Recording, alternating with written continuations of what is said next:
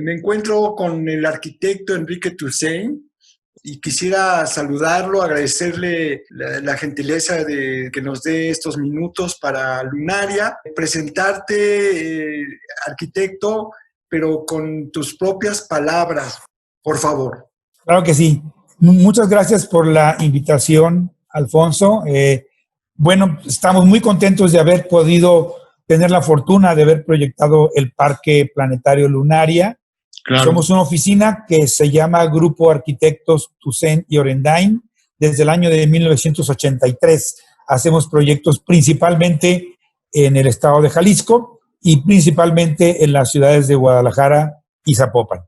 Hemos hecho una combinación de nuestro trabajo académico, nuestro trabajo como proyectistas y nuestro trabajo como investigadores de la historia de la arquitectura mexicana, y hemos querido conjuntar en un solo bloque. Por lo tanto, cada vez que hacemos un proyecto queremos ver un espectro más amplio que el proyecto en sí mismo.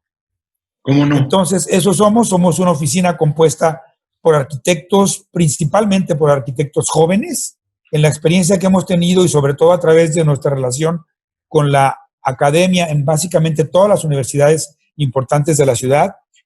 Hemos llegado a entender que la combinación de la experiencia junto con la pasión de la juventud ha sido muy bueno en nuestro caso. Claro. Lo cual implica, Enrique, que tienes un equipo de colaboradores jóvenes de diversas universidades, de diferentes universidades, y que están trabajando contigo. ¿Cómo fue que te involucraste en el diseño del proyecto y después lo llevaste a cabo del Planetario Lunaria?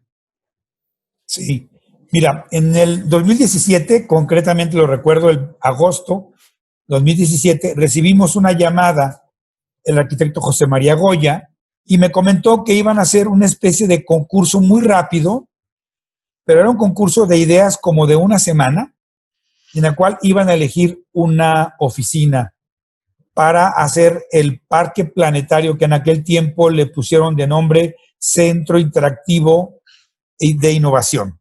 Sí. Aún no se llamaba Lunaria. Lo único que era seguro era que iba a tener parque y planetario. Hicimos unas ideas, se las presentamos en una semana y 3 días después me llamó por teléfono y me dijo que éramos los afortunados, pero que con una condición. La obra tenía que empezarse en 2 meses, fuéramos como fuéramos. Fue un reto porque, independientemente de eso, somos unos enamorados de la ciudad de Guadalajara y Guadalajara ya ocupaba, como decimos aquí, un planetario nuevo. Y en un lapso de una semana recorrimos algunos de los más importantes del país. Claro. Para saber cómo era, cómo se usaba los planetarios actualmente. Internet nos llevó también a conocer algunos de los mejores del mundo. No tuvimos tiempo, había uno que queríamos ir a conocerlo en Nueva York, pero no tuvimos tiempo y empezamos a conectarnos con expertos en la materia. Básicamente casi todo esto era a través de la Ciudad de México, inclusive el planetario más nuevo, recién remodelado, en ese momento era el del Politécnico Nacional. ¿Cómo no? Fuimos, entablamos relación. Es un planetario viejo, pero que lo acababan de remodelar y habían cambiado todo el equipo. Entonces, pues así sobre la marcha, empezamos a trabajar un equipo muy interesante y con mucho apoyo del gobierno del estado de Jalisco, en este momento de la Secretaría de Infraestructura. Comenzamos a trabajar en el proyecto y lo llevamos a desarrollar con un compromiso muy personal que hicimos de que se inaugurara antes de que el gobierno en ese momento terminara. Claro, y con el primer paso que era el reconocimiento del terreno asignado. Sí, el terreno asignado, que era un terreno, bueno, de un poco triste historia, pero de feliz futuro. Y básicamente la decisión que llevó a esto, en primer lugar, que era un terreno propiedad del gobierno del estado. En segundo lugar, que está a una cuadra de la estación principal de la línea 3, lo cual se estima que esa estación va a mover 750,000 personas diarias. Va a ser el punto neurálgico del movimiento público a la ciudad. Y caminando a 200 metros estaba el terreno. Parece que esa fue una de las decisiones más importantes. Un terreno bellísimo, con características muy importantes. Son 2 hectáreas. De las 2 hectáreas solamente necesitábamos ocupar el 10%. por lo tanto nos daba unas capacidades de un proyecto con mucha holgura, con muchas áreas verdes, y también el hecho de que el terreno estuviera levantado del nivel de la calle le daba mucha independencia con respecto a los vecinos, está de 3 a 5 metros arriba de la calle, lo que hacía que el movimiento interno del parque planetario fuera muy independiente al externo, que principalmente es hacia el lado oriente, es es vivienda unifamiliar, Sí. Principalmente. Entonces también nos ayudaba a respetar mucho el entorno de vivienda. Claro que sí. Y luego con esta cuestión del convencimiento a los vecinos, ¿no? De que iba a ser un proyecto benéfico para el área y que se lo apropiaran ellos mismos y toda esta historia, ¿no? Sí, al principio hubo oposición porque suena como algo de mucho movimiento, ¿no? Un planetario, cuando realmente caben 135 personas. O sea, no es un lugar que en sí mismo el planetario, pues cuando mucho están los que entran y los que salen. O sea, entonces es un impacto muy bajo. Claro. Y bajo la idea de que el parque pertenecía a los vecinos también, realmente con una labor muy buena, se socializó y se logró que los vecinos no nomás lo aceptaran, sino comenzaran a querer participar. Claro, porque incluso actualmente ellos tienen áreas asignadas para que ellos realicen ahí actividades. Sí, hicimos una oficina de los colonos para que ellos pudieran tener sus juntas y la verdad que se empezaron a apropiar. Desde que estábamos en obra ya tenían juntas ahí. ¿Cómo no? Hicimos un anfiteatro para que tuvieran también, ellos pudieran tener sus juntas plenarias en las cuales llegan a ir 100 vecinos, ¿no? ¿Cómo no? Ahí, entonces les dimos lugar para todos ellos, lugar para los niños, juegos, o sea, les explicamos que realmente el impacto de la construcción iba a ser muy bajo, inclusive de los vecinos muy cercanos no se alcanza a ver. Claro. Los de enfrente no ven el planetario. Claro. Entonces, ese es como el primer aspecto conceptual, es que es una obra muy bella, yo la considero muy bella. Gracias. Y muy discreta al mismo tiempo, con una sobriedad y con unas escalinatas que me recuerdan sitios célebres cinematográficos, quizá, cosas así. Sí. Cuando empezamos a ver el concepto, vimos que básicamente las leyes que rigen el universo son matemática y geometría. Me gustan mucho porque forman parte de nuestro trabajo diario. La arquitectura es geometría y matemática. Empezamos a ubicar como un todo que se viviera el parque junto con el planetario, formando parte de una misma estructura geométrica. Primero, pensamos la ubicación del planetario tenía que estar en un lugar donde no impactara la vivienda. Entonces, en el lado poniente del terreno está el DIF, está el centro de investigación. El CIATEC. Claro. Y nos alejamos, nos pegamos a las partes, por llamarle de una manera, públicas, y nos orientamos hacia el sur.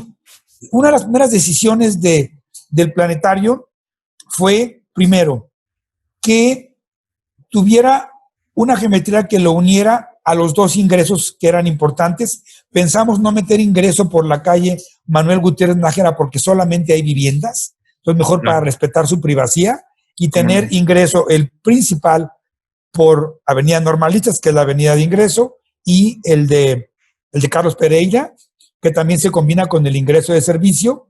Y entonces, a la hora que estábamos acomodando geométricamente, vimos que lo interesante sería que las dos entradas principales se unieran en una forma geométrica que sería como una especie de órbita que le diera vuelta, y al mismo tiempo esa órbita, si lo vemos en un plano, que luego lo veremos adelante, esa órbita toma todos los elementos. Claro, se convierte en un pasillo, se convierte en una pérgola, es la entrada al planetario y al centro de exhibición pabellón. Entonces, en ese momento decidimos que ese era el mejor lugar y que el pabellón lo íbamos a orientar hacia el sur. ¿Por qué decidimos orientarlo hacia el sur y hacia el norte el planetario? Porque la inclinación que le dimos al pabellón es para la captación solar natural.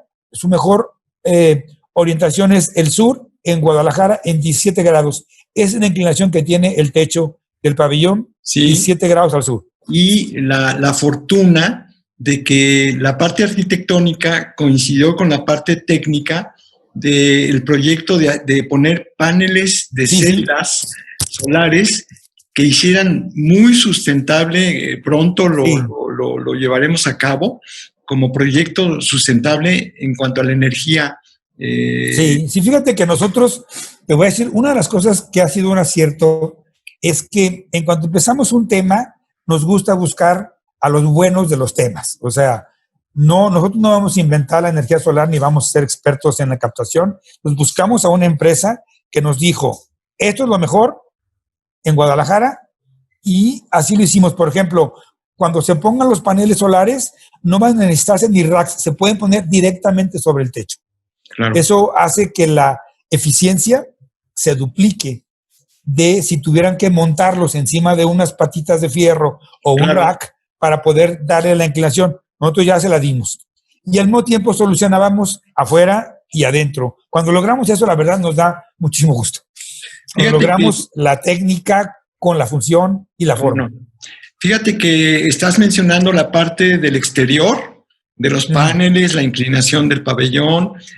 Ahorita vamos a hablar del domo en sí mismo, de todo el grado de dificultad que hubo. Sí. Pero ya estando en el pabellón, parado dentro del pabellón, también da la impresión de que es un taller, es un gran taller que, según me explicaban, los museos contemporáneos, los centros de ciencia, pues son eso, ¿no? Son un taller en construcción donde el conocimiento se está generando cada día, ¿no? Porque es el simbolismo, ¿no?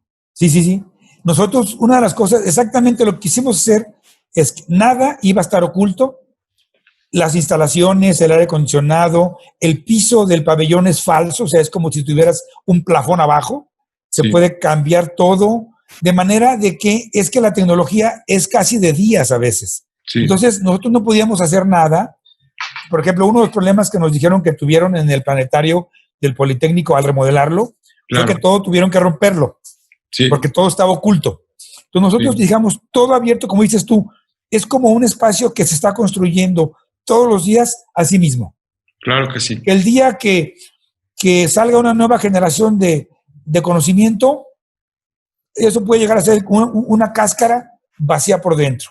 Exactamente. Eso es lo que buscábamos.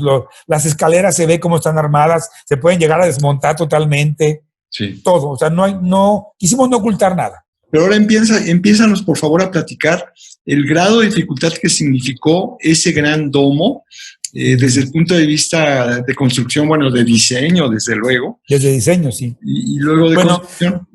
Nosotros, una de las cosas que eran, por supuesto, apremiantes era el tiempo. Entonces, hay algunas partes que, aunque son muy innovadoras, son muy fijas, como es la estructura. El domo es una estructura de acero que está recubierta de concreto. ¿Por qué está por encima del concreto? Porque los expertos también nos dijeron, los dos principales enemigos de un planetario son el agua y la luz. No puede haber ni luz directa y el agua que entra puede echar a perder la pantalla. Claro. Entonces, de ahí viene que la estructura le encimamos el concreto para protegerlo doblemente y que también la estructura de adentro sirviera para colgar todo lo que va adentro. Sí. Proyectores, bocinas, pantalla, todas las escaleras que le llamamos paso de gato, que es como los pasos de gato antiguos de las tramoyas de los teatros, pero sirve para darle mantenimiento a todo alrededor. Entonces, eso nos permitió asegurarnos que no íbamos a tener ese problema de filtraciones de agua. Y luego venía otro reto. El reto era que lo que le pusiéramos encima no podía ser hecho en obra porque no había tiempo. Tenía que empezar a ser prefabricado antes de contar con la estructura en otro lugar, porque no había tiempo. Y entonces hicimos la cuenta y teníamos 100 días para terminar. Entonces, el concepto del exterior, nos encontramos que una de las figuras más enigmáticas y representativas del universo son las nebulosas, porque son al mismo tiempo todo, al mismo tiempo nada. Los vemos como sólidos, pero son agujeros. O sea, entonces es un enigma fabuloso. Entonces lo que hicimos, vamos simulando que hacemos una nebulosa. Y para poder fabricarla teníamos que llegar a usar lo que se llama el diseño paramétrico. El diseño paramétrico es un diseño que se puede fabricar en el exterior mediante solamente contando con la medida de lo que hay. O sea, una vez que estuvo el concreto hecho, hicimos un levantamiento con láser de manera de contar con una forma exacta de cómo quedó, porque como el colado de concreto es a mano, no es perfecto. Entonces, pero nosotros hicimos un levantamiento y hasta la más mínimo chipote que podía tener, lo tuvimos. Y en base a eso, comenzamos a diseñar todas las piezas, pero en una fábrica. Claro. En una fábrica se diseñaron las bases, en otra los vidrios, en otra los grabados. Claro. Y con topografía láser también en la computadora, señalamos cada uno de los puntos de manera que a la hora que llegaban ya hechos, ya nomás se colocaban, y así fue como lo hicimos. Inclusive tuvimos que incluir en la colocación la luz, porque no había tiempo de ponerla aparte. O sea, tenía que estar incluida en el sistema. Entonces, cada nodo, que son 650, tiene una luz, tonos de blanco, que llega por el soporte. Entonces, solamente así lo logramos hacer en un día menos. Lo hicimos en 99 días. Y por cierto, quiero comentar, 100% de tecnología, no solamente mexicana, sino tapatía. No teníamos tiempo ni dinero para recurrir a tecnologías en el extranjero. Porque el resultado a la vista, lo estamos ahora apreciando también, pues es, insisto, tiene una calidad estética de primera. Sí, gracias. O sea, sí, la percepción es muy bello de la gente, es como el carisma del planetario, ¿no? Es el sitio más carismático, esta imagen de la bóveda. De la bóveda, sí, sí. No, y sus luces cambiantes en el día, cómo el sol le da. No, es bellísimo, la verdad. Es bello de día, pero yo creo que más de noche, ¿no? De noche más, claro. Como sí, la película, ¿no? Sí, como la película. Ve de noche. Y el iluminado, pues es también muy afortunado. Me decías que es RGB, pero que también puede ser de otro modo, ¿no? Sí, o sea, tiene dos tipos de iluminación. Tiene un iluminado que es una luz de 9 focos LED en cada punto, que ese nomás es tono blanco, en frío y en caliente. Y en la pérgola alrededor hay lámparas RGB exteriores al DC que se pueden programar como queramos, que prendan todo rojo, todo verde combinado. Claro. Y antes de pasar al aspecto de los alrededores, de los jardines y tal, sí me gustaría preguntarte el privilegio de tener un auditorio inclinado en donde la persona llega y se sienta y casi está reclinada en una inclinación óptima para observar el domo que tecnológicamente también es el más avanzado en su tipo, ¿no? Y que no lo tienen otros planetarios. Somos, curiosamente, pues los únicos quizá en el país que tengamos esta... En el país, sí. En el país, ¿no? Y decías que en muy pocos lugares del mundo, tal vez... Sí, en Oslo, en Valencia, en Nueva York. Pero entonces, como privilegiar esa situación de que la persona que llega al auditorio del domo se sienta y tiene un nivel de inmersión en la película, en la función del tema astronómico que se esté proyectando. La calidad de la percepción de un espectador tiene que ver con el grado de inmersión que tenga. Por ejemplo, un grado de inmersión bajo es como es el Politécnico Nacional, que es un cilindro, butacas abajo en plano y el cilindro encimada a la esfera. Entonces, hay una distancia, por ejemplo, de 2,5 metros del ojo a donde empieza el desplante, a donde empieza la pantalla. Entre más tú puedas acercar esta visión adentro de la pantalla, le llaman ellos efecto de inmersión. Y el efecto de inmersión es que adentro, en vez de ser un cilindro, es otra esfera. Exacto. O sea, al ser una esfera con los elementos de isóptica y panóptica como los tenemos, entonces es lo más cercano. Nosotros no los conocemos, pero empezamos a entender cuál era ese concepto. Obviamente costó muchísimo trabajo, inclusive ciertos regaños por parte de los constructores, porque era más difícil construirlo, más tardado, los planos eran más complejos, ni las puertas podían tener bisagras normales. Es como si todo lo hubiéramos querido hacer complicado. O sea, pero al final, cuando vimos la primera función, yo dije, es que lo hubiéramos hecho más complicado. O sea, valió la pena. Pero siempre hay esta visión del creador, del arquitecto, del concepto, de la visión arquitectónica con el constructor, ¿no? Siempre. Sí, siempre. Siempre, o sea, y yo lo entiendo. Aquí lo bueno es que la verdad, los dos teníamos un jefe que era el gobierno, que quería que las dos cosas salieran bien.